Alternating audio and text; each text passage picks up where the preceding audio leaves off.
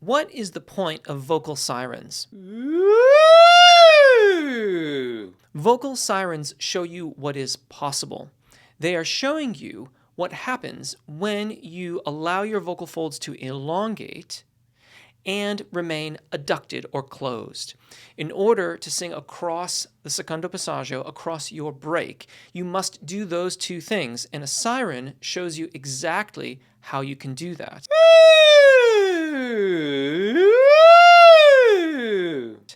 It takes some practice, however, to get it more refined and have the precision to sing scales across the break,